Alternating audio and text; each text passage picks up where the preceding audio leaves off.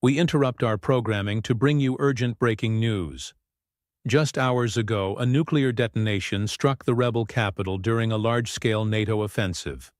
While official casualty reports are still unclear, early estimates suggest catastrophic destruction across the region. The following footage was recorded by a soldier's body camera at the moment of detonation.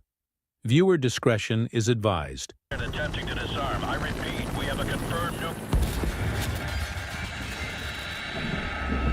Everyone, hang on!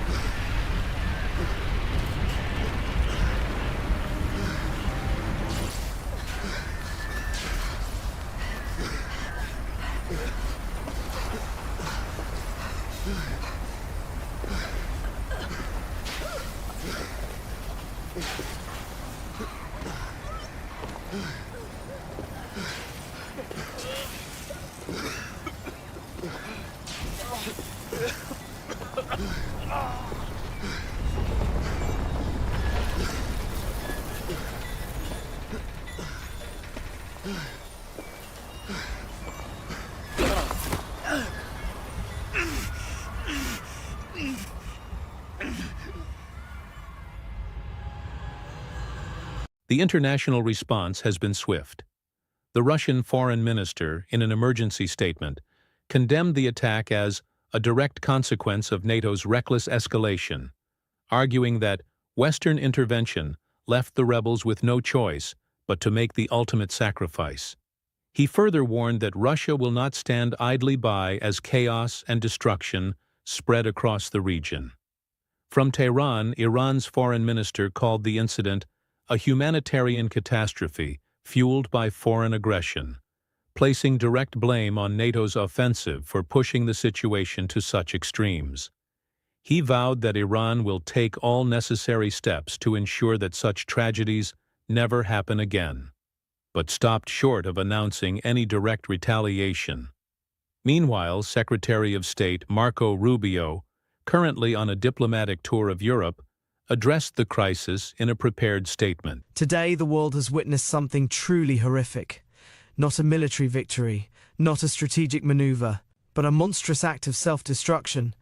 The rebel forces, cornered and desperate, chose to detonate a nuclear device in their own capital, sacrificing tens of thousands of innocent lives in a last-ditch effort to escape accountability. Let me be clear, this was not war, this was terrorism.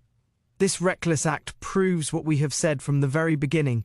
These extremists never had the best interests of their people in mind. They have reduced their own homeland to ashes, hoping to make the world cower in fear. But they are mistaken. The United States, alongside our allies, will not waver.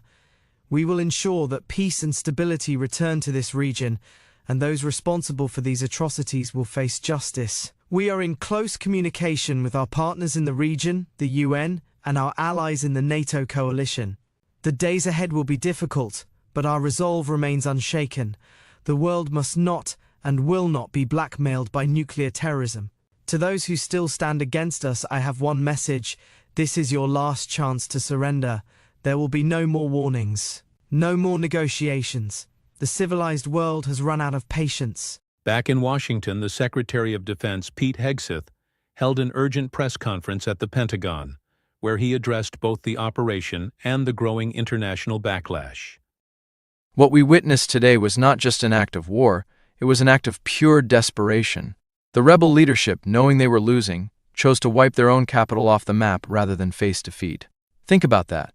They didn't fight for their people. They didn't stand their ground. They destroyed their own city, their own citizens, just to deny us victory. And let's be very clear, this wasn't some tactical masterstroke. This was mass murder. These so-called leaders of resistance proved today that they never cared about their country. They only cared about power, and when they couldn't have it, they burned everything down with them. The United States and its allies will not be intimidated by scorched earth tactics.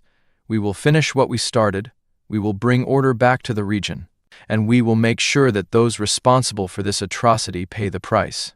As the world watches these unfolding events, the Secretary General of NATO, speaking from the alliance's headquarters in Brussels, reaffirmed NATO's commitment to regional stability, but described the rebels' drastic action as an unfortunate escalation, forced by the very conditions that NATO's mission aims to prevent. He urged unity among allies, insisting that this operation is not about conquest, but about ensuring that this region does not descend into further chaos and suffering. But with tensions rising and rival powers issuing stark warnings, the question now is, how much longer can this conflict remain contained? We'll continue bringing you the latest updates as they develop. When we return, we shift our focus to economic news. President Trump has announced a sweeping increase in tariffs on Chinese goods, triggering immediate backlash from Chinese leadership. What does this mean for global markets? We'll break it down after the break.